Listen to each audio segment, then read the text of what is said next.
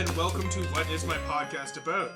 This is a podcast where every 2 weeks we take a little bit of a deep dive into a specific topic, talk about it for a while, and then have fun. And you guys listen and enjoy yourselves, I assume. I am your host, Peter Akerley, and I'm joined, as always, by my faithful co-hosts, Matthew Grace. Hello.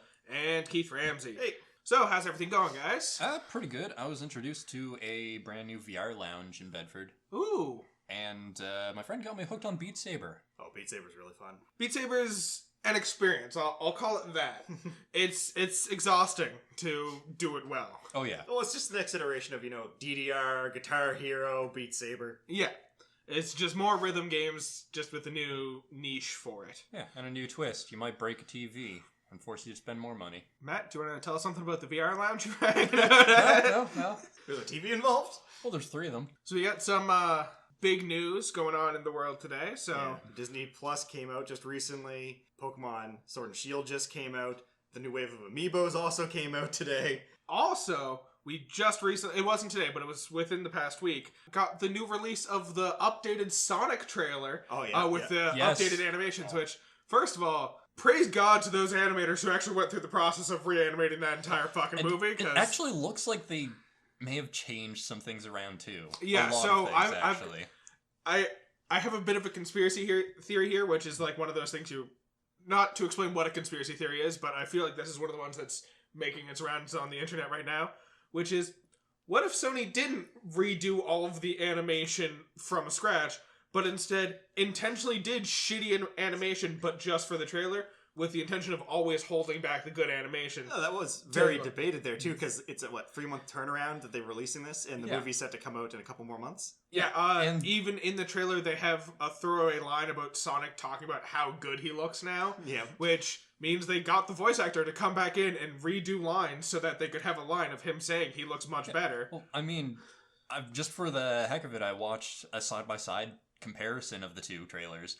There's some significant differences. In the new version, the guy who's alongside Sonic is just a regular dude. In the original version, or the original trailer anyway, he was a police officer. Yeah, he was a state trooper specifically. James Marsden, for anyone wondering who we're talking about. Yeah, and Schwartz is playing Sonic. Yeah. So, who knows, maybe... And I do really, I'm kind of excited for this. I want it to be good. We're getting to that point where I'm thinking video game movies might actually be getting to that peaking point where they're actually going to start being decent. Outside of the movie side of thing, The Witcher, the trailer for that for Netflix looks really good. I'm like, yes. But you have to, tame yourself a bit, because when the first trailer came out for this, it's like, this looks bad, and I don't think the story's going to be good. And now, it looks good, but I'm not sure if the story's changed enough for it. Yeah. I'm just going to watch it for a fun movie. Oh, I'm definitely going to watch it. But I want it to be good. Yeah, I want it to be spectacular, and I want it to make studios realize that big-budget video game films are an option again. Because here's the one thing you have to remember now. Where they caved and updated Sonic to look good, this can no longer be a dumpster fire that's just fun to watch because it's so bad. There's some stakes here now. Yeah, because if this doesn't do well, it's going to be that argument of Sony looks at this and sees, well, there's no point in listening to fans, because they're not going to come out even if we do what they want. We need this movie to make a shit ton of money, so all the studios are like, hey, they listened to their fans and made all of the money. There are stakes in this movie. Oh, definitely. Yeah. And one other thing that actually came out today as well, launched today, the new Ninja Sex Party CD, Under the Covers Volume 3. So good. It's their 3rd cover album where they choose a whole bunch of fantastic songs. And how many beds do they go through? If you listen to their normal songs, hundreds of thousands. But if you want to go chronologically throughout the albums, they just keep going under the same covers of the same bed. Oh. Same bed, same covers, different album coming. They have to keep changing the covers because they get covered in book cream and all that. Makes sense. Strawberries, that kind of fun stuff. Me and you are both huge fans of Ninja Sex Party, Keith. I believe you're aware of them, Matthew? I'm aware of them, a little traumatized by the Manticore. Who isn't, though? And I'm just going to call it now. Don't Fear the Reaper, probably one of the best songs in there. And same with Owner of a Lonely Heart. Yes. Those 2 are definitely the top tier songs. All of the songs are good. Some of them, just with the nature of it being a cover album, don't exactly hold up to the original. We both agree.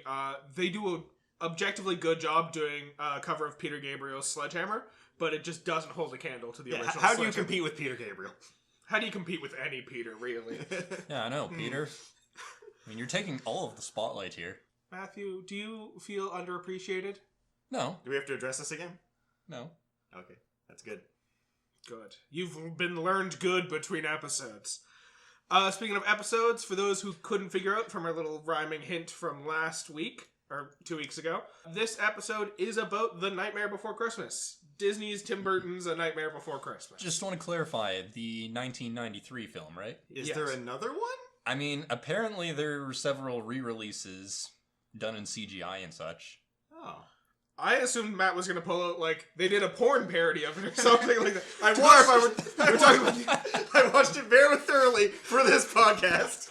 I watched it on repeat for, like, 12 hours straight. And I must say, I now understand why he's called Jack Skellington. He's really got a bone to pick with you. I'm going to admit, I've never been a fan of Tim Burton movies, so I've never watched The Nightmare Before Christmas up until now. So when I went to search for it, I found The Nightmare Before Christmas, 1993, released 2007. I'm like, excuse me?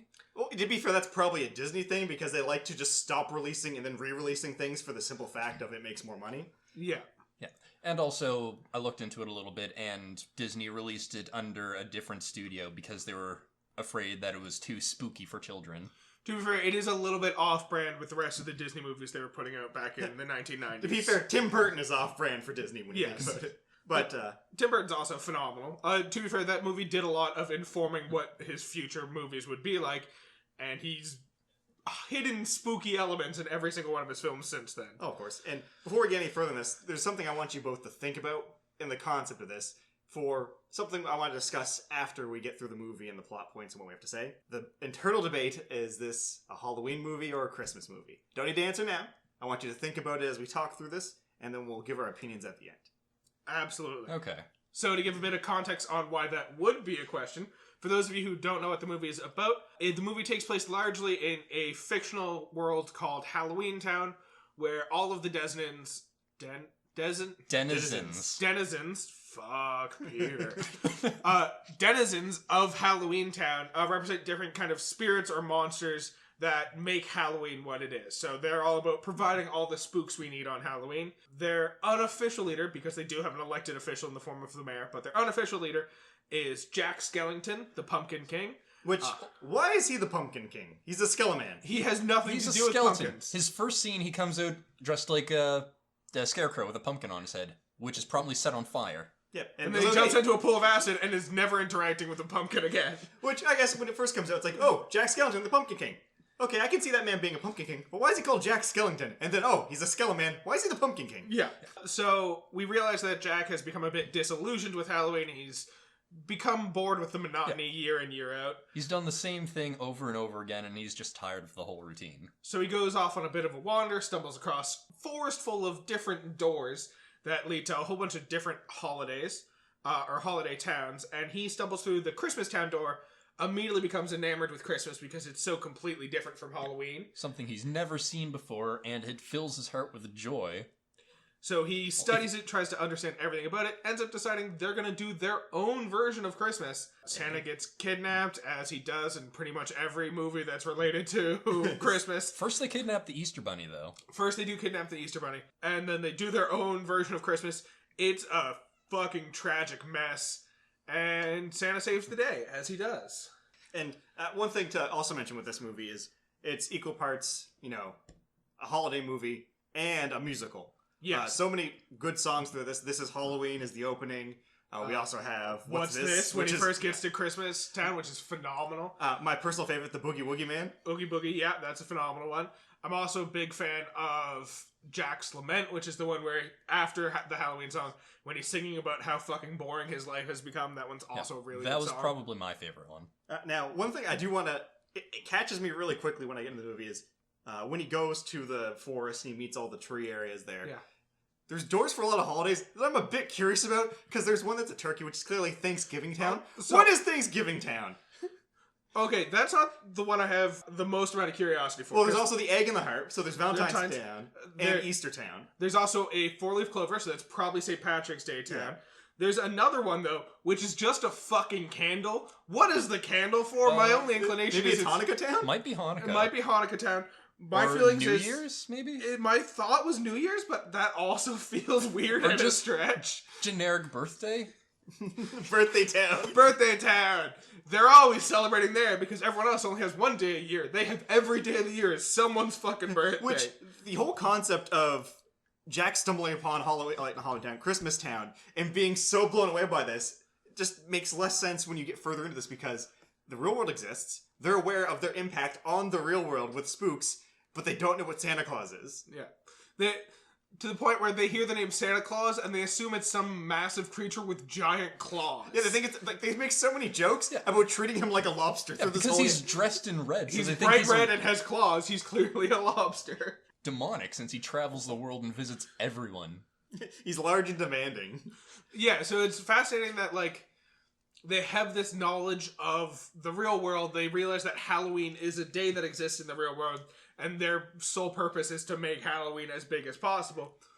But also have no idea that, like, anything else exists with regards to the real world. And also, that's the only day they're aware of. And also, as I should point out, at the beginning of the movie, when everyone's returning from a successful Halloween completed, the mayor's giving out rewards to all the townsfolk. The vampire gets an award for sucking the most blood during Halloween. Well, let's not forget this movie after the big opening moment, which is this is Halloween, and we're getting Jack, like, before we realize he's just losing the stuff. All these monster women's are after Jack Skellington's bone zone. Yes. Quite literally. Oh, yeah. Also, quick point of clarification. It's not for sucking the most blood, it's for draining the most blood. True. Which might mean that they're not actually sucking blood. They're just like plumbers in the monster world, and they're clearing the drains that are stuck full of blood. Okay. Who knows? Maybe that, but on the other side of the coin, it's like the human world would probably be aware of all these creepy crawly things, and points later on in the movie do lay emphasis on that even Yeah, they more. have to be aware of it because the fact that Santa Claus is a thing isn't shocking to them at all. But they're still quite shocked that this monster man is taken out, like, I wonder who the culprit could be in this world that we know about all these days. Yeah. Just a skeleton flying through the sky with skeleton reindeer being shot down by the military. Also, it's surprising. Okay. Sorry, to go back to that scene where the military is shooting down this skeleton out of the sky, the course of events, if you're watching the movie during that scene, is children get shitty presents, children complain to their parents, parents call exactly one cop because it is the only cop on Earth is answering all of The the world phones. cop.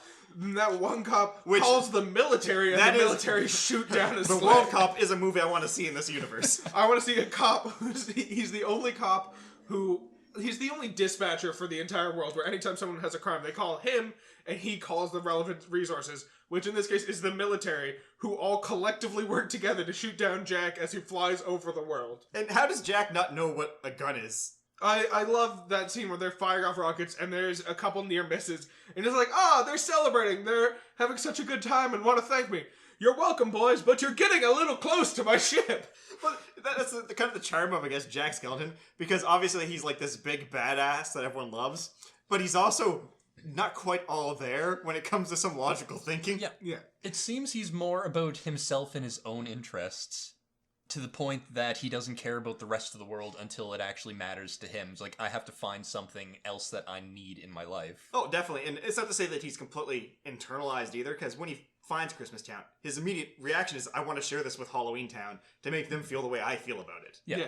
And then he tries to explain it to everyone in Halloween Town, and, like, everyone does not get it and thinks it's just a later form of Halloween that happens in the year. He's like, no, you don't understand. Like, there's super fun, cool things, and then he finally is like, you want to hear about bad stuff? Well, let me tell you about Santa Claus.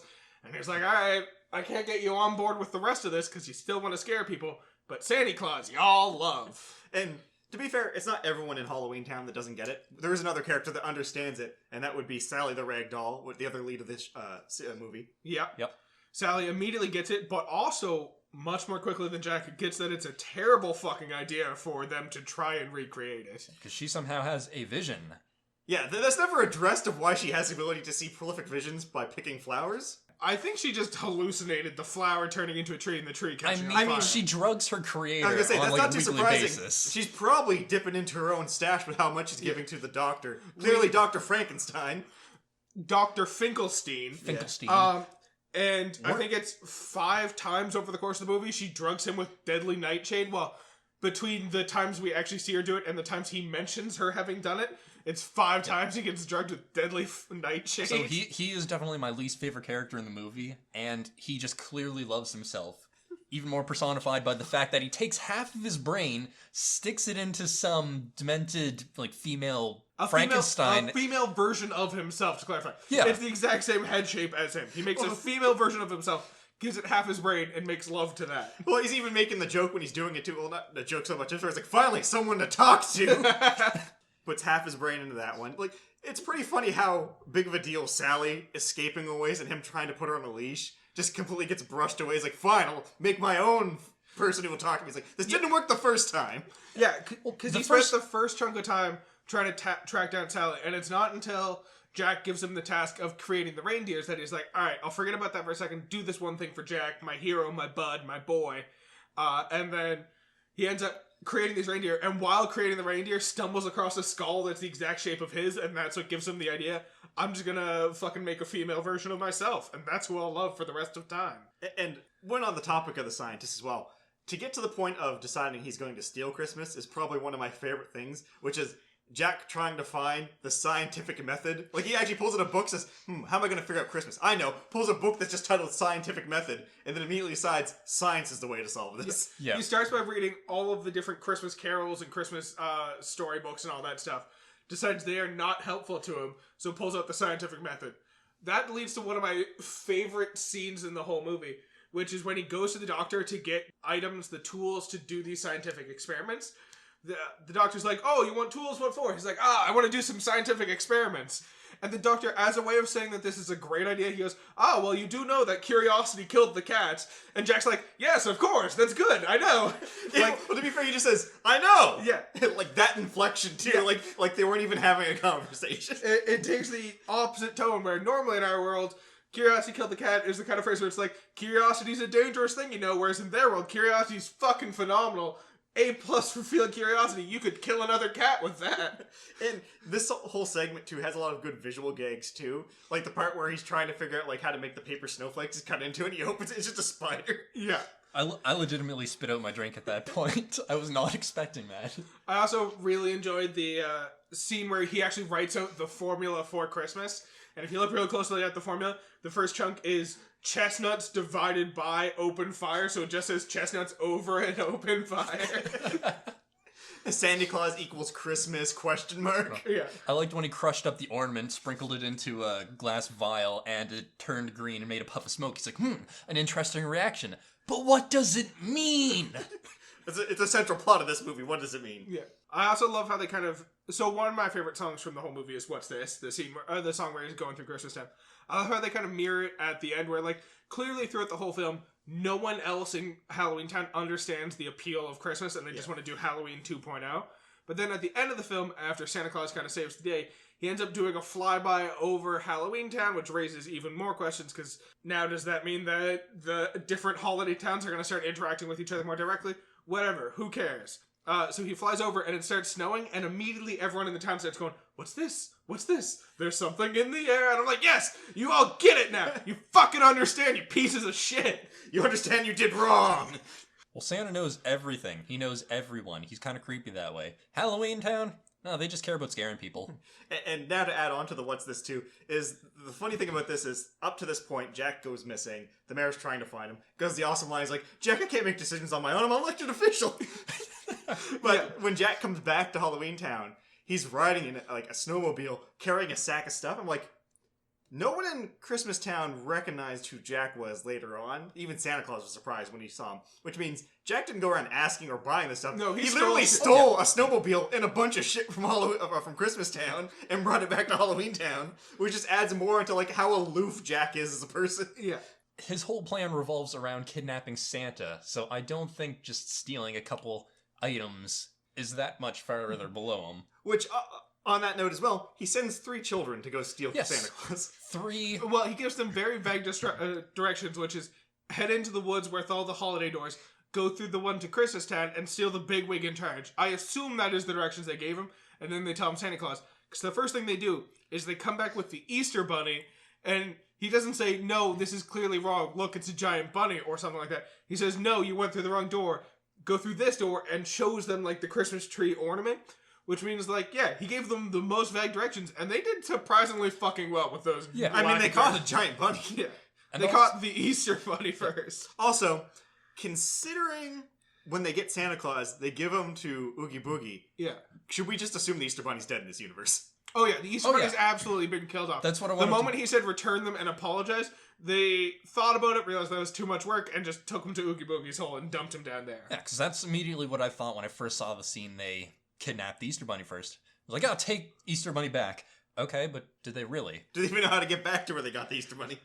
They were literally told to make Santa Claus comfortable, and their response was, oh, well, let's throw him down with Oogie Boogie. No. Clearly, they're not ones for following The most orders. comfortable place of all. Yeah. But at this point, I want to point out a little bit of symbolism that I stumbled across. The three tricksters of Halloween, the three little kid trick-or-treaters, Yeah. they're the servants of Oogie Boogie, the Boogeyman. The Boogeyman is some sort of creature with no actual description of what it's supposed to look like, but it's just a tale told pretty much all around the world by parents to their kids. Hey, if you don't behave yourself, you're going to get the Boogeyman after you. Yeah, if there's one thing I learned from the first John Wick movie, it's that Keanu Reeves is the boogeyman in, Yeah. what was it, like, Poland? Was that the country that all the bad guys came from? Something like that. Yeah. But, no, the Boogeyman is the personification of evil just coming back to bite you in the behind for kids in that world. And these kids of Halloween Town, where their only goal in life is to cause mischief and scare people, these tricksters themselves worship the Boogeyman, essentially. And I really like how they play the Boogeyman in this one. He's probably the most fun character in the whole thing, and that's saying something with the other fun characters. He's in just this. plain psychotic. Yeah, and he's like got an insane gambling shit. And I love how he plays up the fact that, oh, we're gonna do this all by a game of chance, but I'm gonna cheat. Yeah. There's no denying that. We're going to play a game of chance to see if you live or die, but it will not be a fair game of chance. We even see that at the end when, like, he's rolling the dice, and whatever number he rolls is how many times he cranks the lever to dump them into the pot of lava. Yeah. And he's like, rolls it, and he's like, oh, snake eyes. Phooey. And then he knocks the dice and rolls an 11. He's like, looks like you die. But to be honest, they were going to die anyway. He just made it happen a little faster. Yeah. Although he didn't actually make it happen. That's when we realized that even Oogie Boogie is fucking horrified of Jack Skellington. Jack Skellington replaces him. He's like, oh, fuck, no. I done goofed. I'll do what I can, but I'm probably not going to survive this situation. I don't know if he's that scared of Jack, because he also tries to kill him immediately after. He does, but he definitely seems shocked when Jack first arrives. I mean, yeah. Where the hell did Jack come from, honestly? God only. Because there's a lot of, like, leaps in logic you have. Again, it's a short movie. It's an hour and 17 minutes long. They have to cut out some things. Yeah. Jack immediately knows where Santa and Sally are at the end of the movie, which he travels back to Halloween Town through a crypt in a graveyard. Yes. Yes. Does that mean all graveyards lead to Halloween Town? Or he just happened to crash into the one gateway back to Halloween And Town. does that mean there's gateways to other holiday towns through everyday normal locations in our world? Well, yeah, we already know that at the back of every closet is a door to Christmas Town. It's just those dumb kids thought it was called Narnia, not Christmas Town. Ah, I see. Sorry, wardrobes, not closets. What am I talking You about? have to climb to a cornucopia to get to Thanksgiving Town. So the reason most people don't go there is you gotta be real small to fit into the cornucopia. Gotta climb up a rabbit's asshole to get to Easter Town. Now, what we're still talking about. Sorry. Feel free to cut that one out. So, one thing I want to talk about, we're still on the topic of Boogie Boogie in his lair. There's a scene I don't think I ever caught when I was younger, but Sally trying to save Santa, and she seduces Oogie Boogie by putting her leg that's removed through the door, and he's like, oh boy, and he walks over, and his immediate move is he removes her shoe and starts tickling, goes, Gucci Gucci Goo! Yeah. Gucci Gucci Goo! Tickle, tickle, tickle! And like, I forgot that scene as well, and I was expecting it to pay off in some way of like, her chuckling when he's tickling her, and that's what like, because it's shown multiple times that when she removes the body parts from her, she still has complete control over them. So I assumed it was going to be one of those things where like he tickles it and then she ends up giggling away, and that's what causes him to realize. But no, it's just he notices that it's not a complete body. But like, why? Why did he tickle? Why did that have to be a scene that was included in the movie? Because we need to know that Oogie Boogie has a foot fetish. Oh, because you look a little deeper. They say that people are only ticklish if they were touched in those places, like tickled there by their parents when they were infants. So if you're not ticklish, your parents never tried to tickle you there. So Sally the Ragdoll was never loved by the person who made her. He never tried to tickle her. She never had any affection. I'm going to throw in a quick interjection. He may never have tried to tickle her, but he definitely touched her. That's probably true. Got it. This is Halloween Town. Kind of got to concede that. Okay, my soul hurts now. Anyway, moving on. I think the main reason Oogie was scared that Jack Skellington showed up was because he had just heard that Jack Skellington was blown to smithereens. Which, when you think about it, shouldn't really... But also, Sally definitely expected him to be scared of Jack because of the fact that when they're having that conversation and he's first tying her up, she says, "Oh, you bastard, if you don't release me and Santa right now, you're gonna hear it from Jack when he gets back to town." And like, she clearly tries to invoke Jack's name to scare Oogie Boogie, and it gives Oogie Boogie like a moment of pause, and right at that time, the mayor starts parading through and telling that Jack's been blown to smithereens. Of course, okay, he's gonna go through Halloween Town and announcing to everyone, "Oh, Jack's dead." But then he's out in the middle of goddamn nowhere driving by just to deliver that message at the right time. Just to deliver it specifically to Oogie Boogie, because that's the only one he can assume he's giving that information Which, to. at the same time, why do the Halloween Town people think Jack's dead? He gets hit and falls, like, shatters. The only thing that really happens is his jaw falls off, as we see. Yeah. But he's been lit on fire. Sally throws herself out of a window multiple times. And reassembles herself. Yeah. And Jack can take off his head willingly. He plays fetch with his dog by pulling out one of his rib cages. It's literally a line in one of his songs is he can take off his head and perform Shakespearean songs. Why would his head falling off be a sign that he's dead? Also, at the same time, Jack also knows Shakespearean songs, but is completely oblivious to most of the real world stuff. That's a good point I had not considered before. Yeah. Jack Skellington is pretty much a stupid Mr. Worldwide. Yeah, he's, like, has the awareness of everything around him, but none of, like, the context to know what it means or how to use it to better his plans. He just, like, I love another example of this is, like, when the Halloween Town first starts kind of assembling their version of Christmas, and they all start singing about the different things they're doing, and one woman has the line of, "Look at me, I turned this rat into a hat." A hat. And then Jack comes along and he's like, "Oh, great work, but what if instead of a rat, you use a bat?" And it's like, that's not better, Jack. Kind of sad that they didn't go with cat, playoff Cat in the Hat, but they did do a rat, which would be found in a cat. That's kind of horrifying. It's very horrifying that you wanted them to smatter a cat flat and then turn it into a hat. I mean, they did it to a rat. It's another animal. My favorite thing, too, about all of this, like, insanity around it, too, with all the characters, because all the Halloween Town characters are insane in their own way. So Yeah. Sally being in this just makes it so much better, because she's clearly the straight man to everything going on. She's the one who realizes it's a bad idea. And one of the best scenes with her and Jack, because one of the big plot points of this whole movie is the love story of her wanting to be with Jack, and Jack being so lost up his own ass, essentially. That he doesn't have the least bit of awareness. And it's personified so great in the scene where he's like, "I want you to make my Santa suit." And she's trying to tell him, like, things are a bad idea, but he's only focused on the suit. It's like, "No, this won't work." It's like, "I have confidence you can make this suit perfectly fine." No, in Christmas. No, she's like, "Oh, this is gonna be a tragedy." He's like, "Oh, no, it's very simple. It's just red with the white ghost." She's like, "No, we can't do this." He's like, No, you have perfect sewing skills." She's like, "Christmas is a terrible idea." He's like, "Great, good job. We'll do fantastic together." We'll all do terrible together. It's like, No, just things will not turn out right. You're right, something is missing. Then the kids pull up Santa Claus. We got him. Oh, that's what's missing. The hat. The hat. Now we're set. there's also so many, like, big problems that come up in this movie. They just kind of brush by super quick in relation to that. Like the part where she's like, "Oh, I know, I'm going to stop Christmas by making everything foggy." And he's sitting there and the fog goes like, "Oh no, we can't see anything. How are we going to do this?" And then Zero just shows up. He's like, "Oh, that's it. Zero, you're in charge." Well, you gotta I feel remember. like that one was definitely just an homage to the old Rudolph the Red-Nosed Reindeer I know, but story. And also previously, in a previous scene, we saw that Jack had memorized every single Christmas carol, including Rudolph the Red-Nosed Reindeer. I just enjoyed how quickly they just brushed by that. Like, it wasn't even an issue. Yeah. It was an issue for half a second, and then it was immediately resolved. So another thing I really like about, to go back to Oogie Boogie for a second, is during the intro song, while he doesn't specifically sing, we see what is very clearly his shadow on the moon singing, and that's where we realize that Oogie Boogie is essentially the god of nightmares, and that he's responsible for every bad dream you have. I don't remember the exact wording, but he's responsible for all nightmares on Earth, is what he says during that song. Which means that in the end, Jack ends up killing Oogie Boogie. So nightmares are just over in that universe, too. To be fair, Jack doesn't kill Oogie Boogie. Santa Claus gets the final blow in there. Yeah.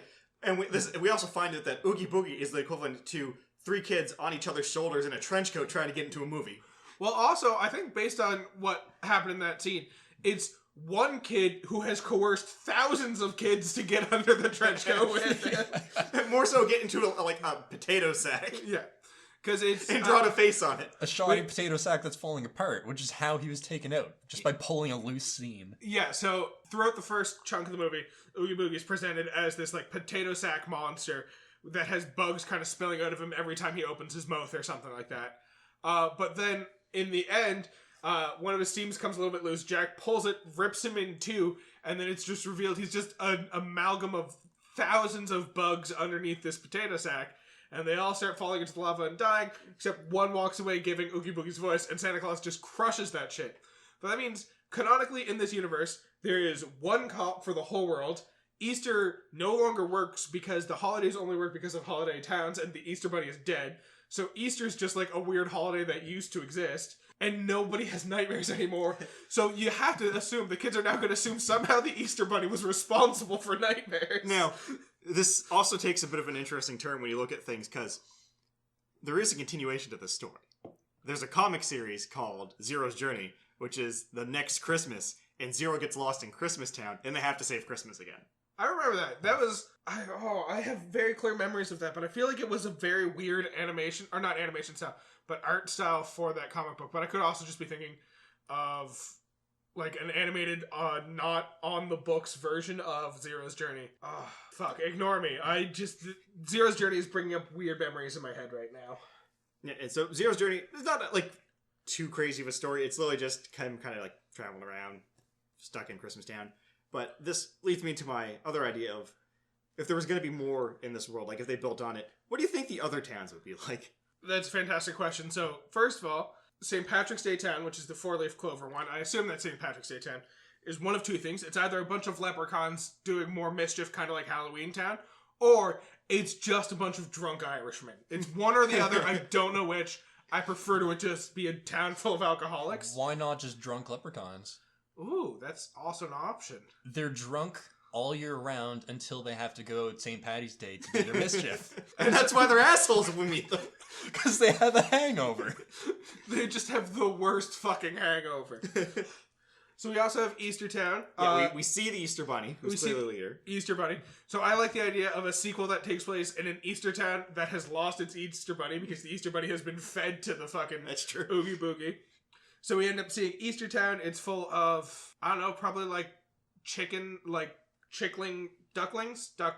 Would it be rabbits? Chicks. I feel like it tends to be like chicks and ducklings. Because there's those Cadbury commercials rabbits. where it's clearly the Easter Bunny laying the eggs.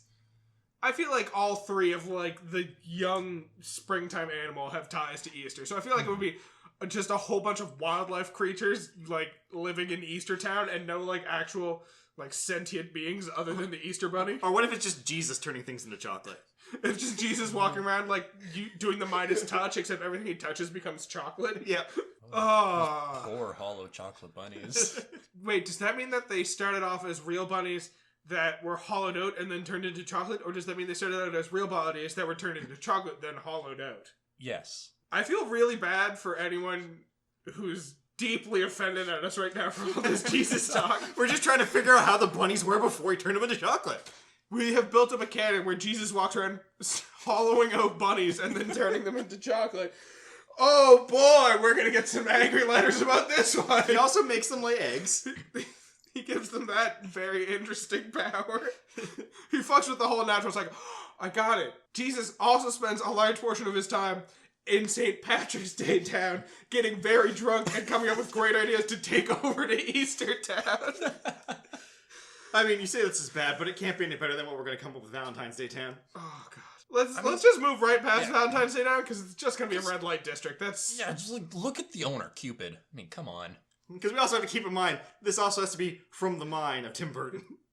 Yeah, it's not going to be anything that would ever show up in a kid's movie. Let's just put it that way, move past. Everyone knows what we're talking about.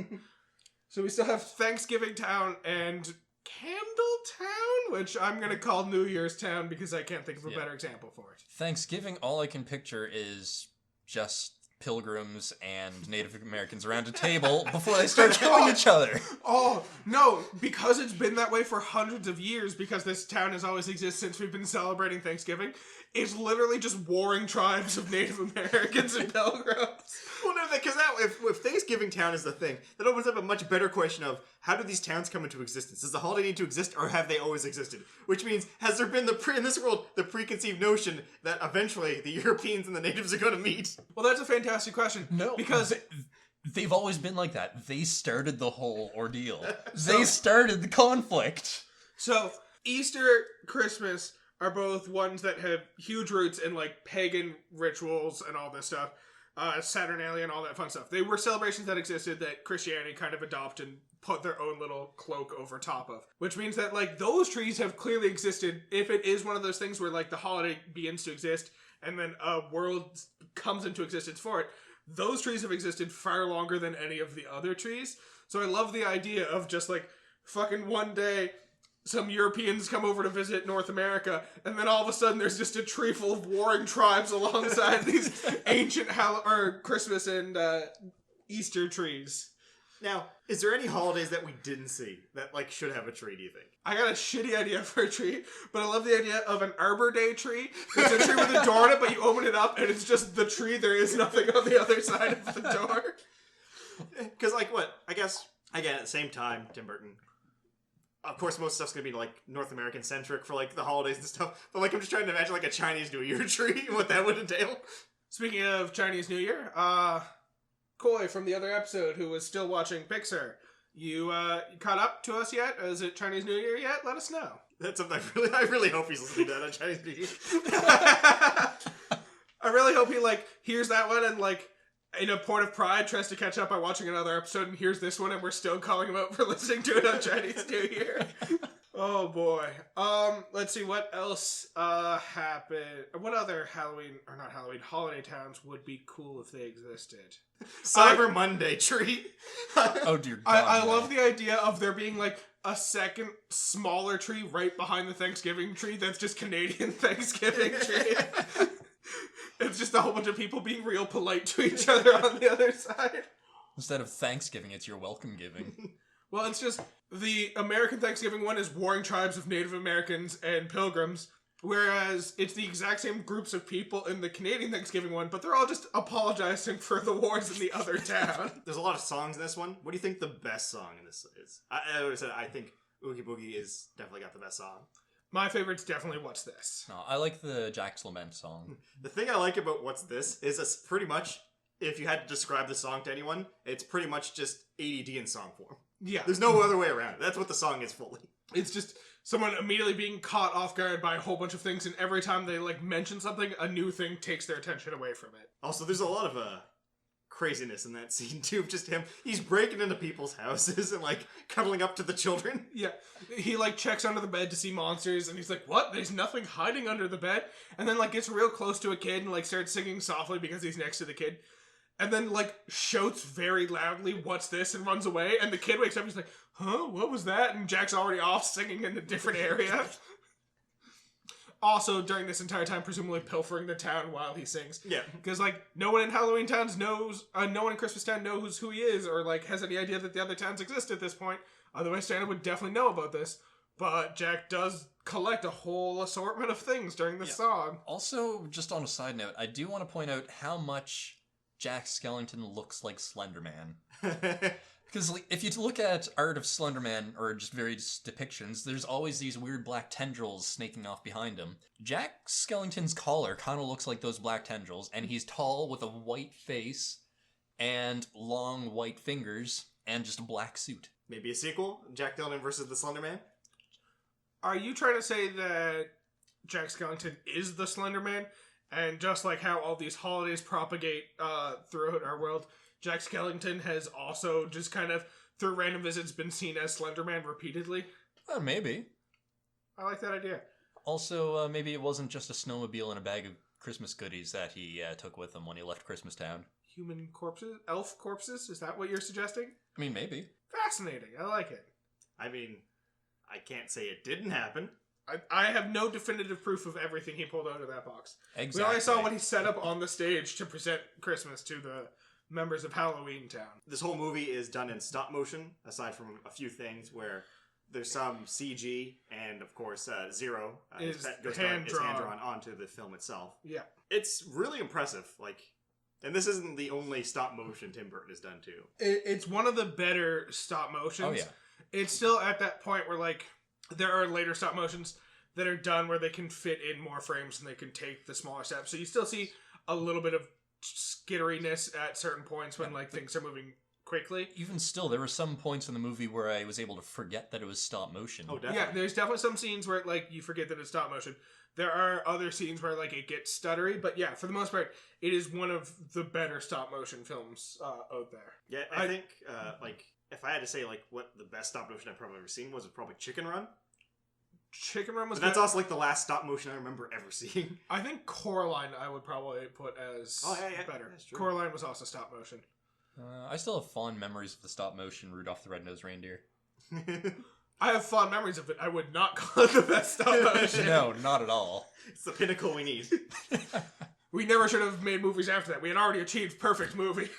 There is some very serious debate when it comes to Nightmare Before Christmas. And this is going back to back to your earlier question that you wanted us to think about. So, I've always been of the viewpoint myself that it's neither a Christmas or Halloween movie. It's a middle, joining. So you watch it in November. Hence, we're doing this episode in the middle of November. But what do you guys think on this? I've had a similar mindset where I don't really consider it directly tied to either holiday, even though it has ties to both of them. But I do link it closer to Halloween than to Christmas. I would always watch it in, the first little bit of November, more so than, the later bit of November. Mm-hmm. That's when it usually makes the most sense to me. It's, a week or two after Halloween.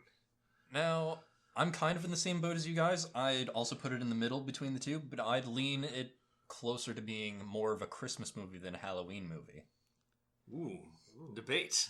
Fascinating. Because I have a rug I'm going to pull it out of you guys in a moment, but I want to see where you both go with Don't this. tell me it's a Thanksgiving movie. We'll find out in a second, Matt. It's clearly a Thanksgiving movie. It takes place during November, and American Thanksgiving takes place during November, Matt. All right. Yeah, I've always just considered it more of a Halloween movie. There's, references to Christmas, and, to, go back to my argument against Die Hard being a Christmas movie, just because it takes place during Christmas doesn't make it a Christmas movie. It's largely, 95% of the film takes place in Halloween Town. It's all about these characters whose main goal is to spook people around them. It's never felt like a cheery, feel-better Christmas movie.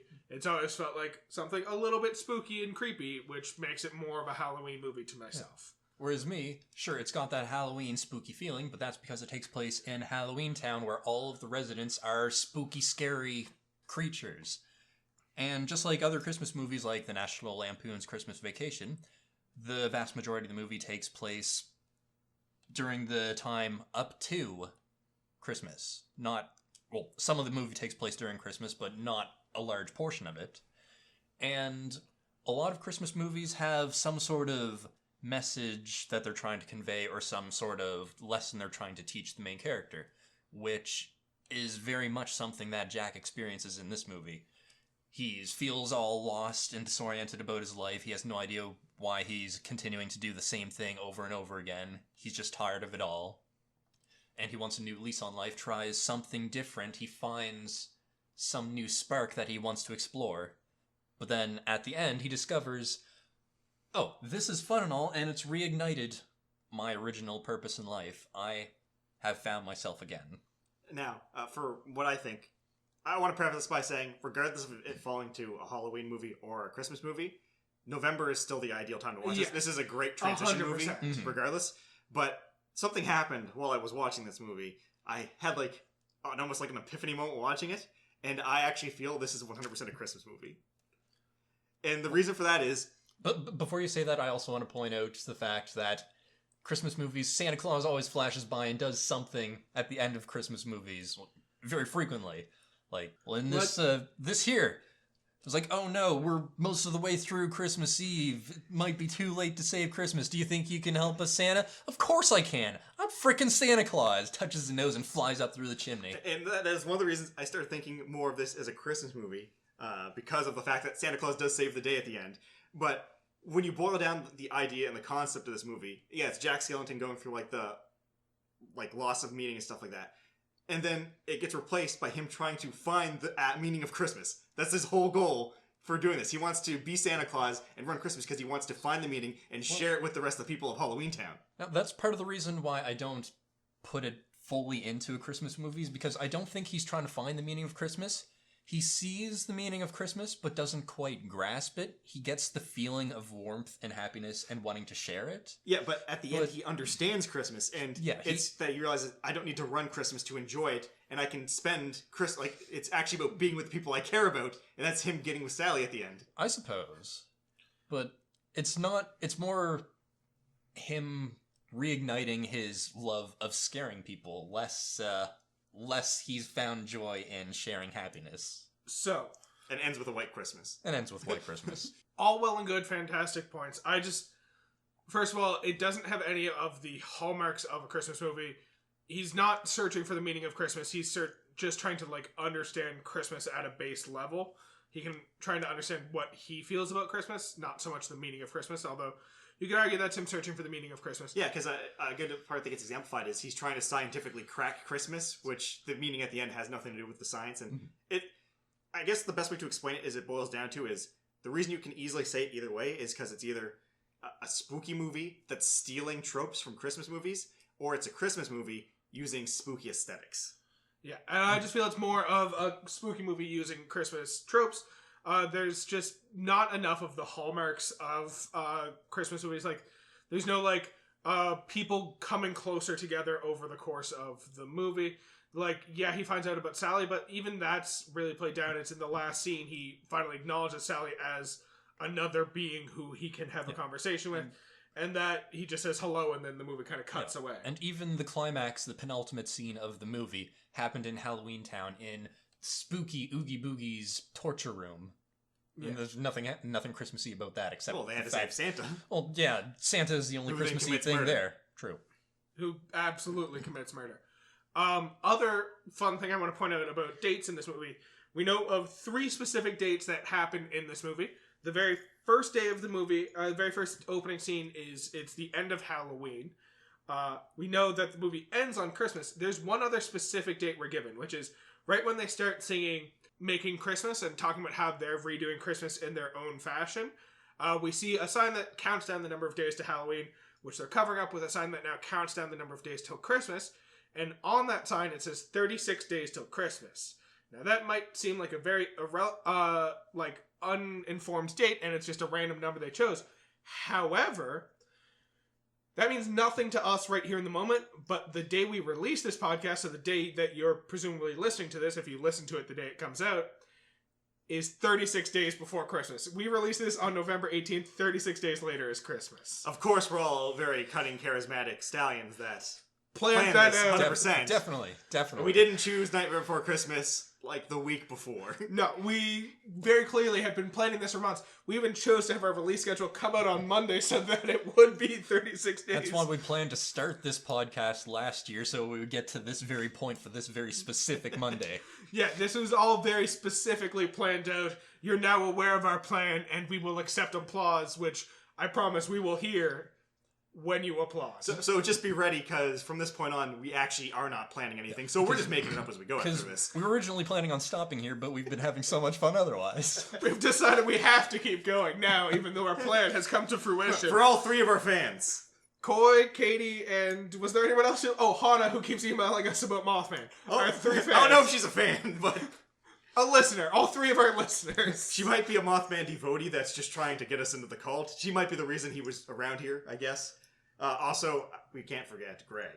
Oh, of course, Greg. So we have four listeners. Oh my God, guys. We're officially outnumbered by our listeners. Let's just say we're kind of internet famous. Yeah, people know us. Yeah. We get stopped on the street for jaywalking. Well, you guys do. I don't jaywalk. You just get stopped by the bus not picking you up. Alright, so, it's time for everyone's favorite time of day. We haven't had one of these in a while, but we're going to do a Peter game, so... Do you have a jingle? Nope, that's something else. Jingle pending. I'll have a jingle eventually, I promise. Okay. I'll come up with one. Now, I'm a creative individual. we should probably establish this now. What is the punishment for losing? That is a fantastic question. Because I think everyone wants to know what Matt's going to have to suffer through. Yeah, what am I going to suffer through next? So, I think, when's our next episode? Gonna be the first week of December? Yes. I just got my taste back. I don't want to eat another pepper. I'm not gonna make you lose your taste for all of December. Jesus, that was a long time, Matthew. I think our punishment should be that little musical jingle that we do every at the intro of every episode. We need to come up with a Christmas-themed one for the month of Christmas. I think whoever loses this one is gonna have to do a caroling-themed version of our intro. And maybe it'll work out, maybe it won't, but we'll see. We'll see what happens. All right. So whoever's going to have to put Christmas lyrics to our... To our jingle. Okay. So, this game is going to be Complete the Lyric. So, we've already discussed this is a semi-musical. There's lots of fantastic songs throughout this movie. So, what I'm going to do is I'm going to read the first half of a lyric. I'm going to leave in a specific number of blanks, and you're going to have to write down the words that fill those blanks. If you get it exactly right, you get a point. If neither one of you gets it exactly right, whoever gets closer gets a point. Cool? Sure. Alright, so our first lyric comes from Halloween Town, the opening song of the movie. And here is the line. It goes, I am the clown with the tearaway face, here in a flash, and blank, blank, blank, blank. 4 blanks. Once again, I am the clown with the tearaway face, here in a flash, and blank, blank, blank, blank. Do you guys both have an answer written down? Yeah. Yep. What do you got?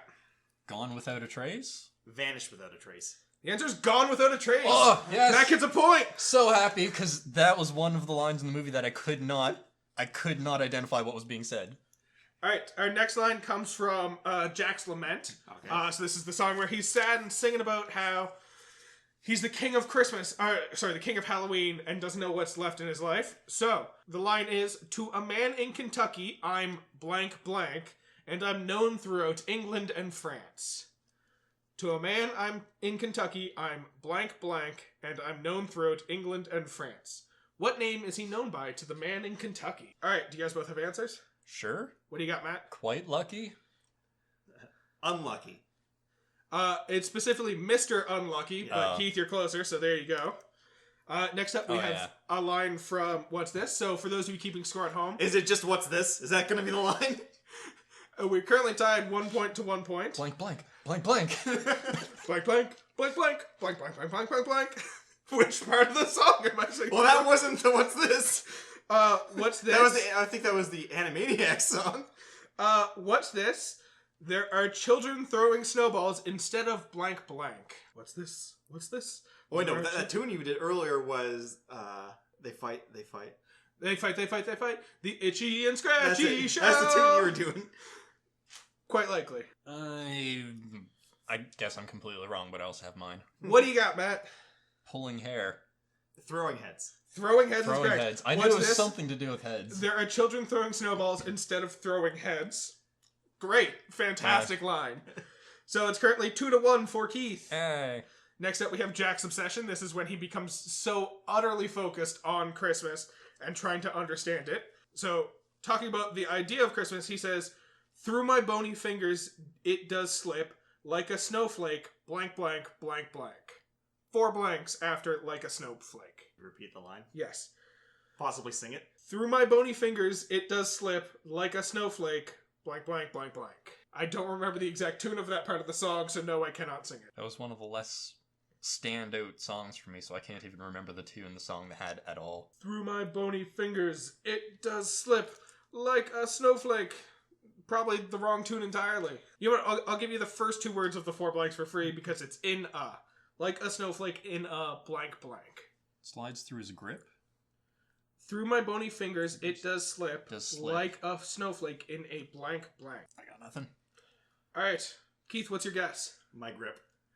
Close. It's through a fiery grip. Okay. Oh. I'll be honest, Matt. The fact that you said grip there is what clued me as like, grip! That might be it. It rhymed with slip. All right, and then the last one. Hopefully you get at least one of the two blanks right, because I unintentionally said it earlier while talking about the movie. See how I transformed the old rat into a most blank blank. Well, I know I've got the second word. I fucking hope so. Could you repeat it again? See how I transformed the old rat into a most blank blank. Oh, okay. It's from Making Christmas, where they're singing about how they're doing Christmas their way. Everyone have your answers? Yes. Matt, Sure. what do you got? A most stunning hat. Delightful hat. It is Delightful Delightful. Hat. Keith wins! A stunning. Reverse sweep! Woo! A stunning loss for me. Alright, so Matt, you're going to have to figure out how to tune a Christmas Carol to our intro. Fantastic. Yay! You have 2 weeks. Or maybe 4 weeks. Maybe Got give you 48 hours.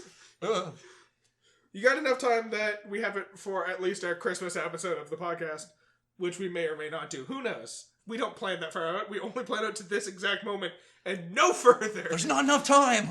All right. You guys got anything else you want to talk about with regards to Nightmare Before Christmas? No, I think we talked about most of the interesting stuff so far. Yeah, no, I'm spent. All right. So thank you all so very much for listening. As a reminder, our podcast can be found on all major podcasting services. So Google Play, Apple, Spotify, everything you can do. Make sure you tune in 2 weeks from now to find out what our next episode was about. Remember to email us if you have any ideas about what our podcast could be about or any corrections you want to give us. And also make sure you like, comment, and subscribe. The liking and commenting is really helpful. It lets us know what we're doing wrong. And if you don't subscribe, you won't catch them all. To clarify, by catching them all, I mean you won't catch all of our episodes. That's good, because with you, it could be a few other things. Yeah. You won't catch all of the episodes. Gotta catch them all, guys. You gotta catch all of those episodes of the podcast.